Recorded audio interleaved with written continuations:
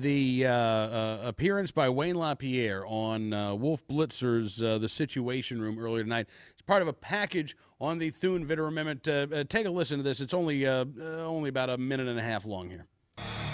The Reverend Vernon Williams of Harlem says he was frightened Congress was even considering allowing gun owners to carry concealed weapons across state lines, complaining there are already too many guns on these streets. I have a rest in peace list with over 60 names of young people here in the Harlem community over the last 4 years that have lost their lives to illegal gunfire. Williams is on a mission to crack down on gun violence and worries about these kinds of laws eroding his efforts. He is among the New York opponents of this latest amendment, along with Democratic Senator Charles Schumer.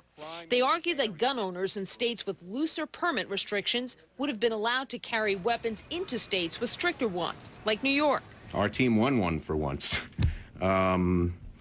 That is, those of us who believe in rational laws about guns. But South Dakota Republican Senator John Thune, who pushed the measure, says overheated rhetoric and fear-mongering overcame common sense.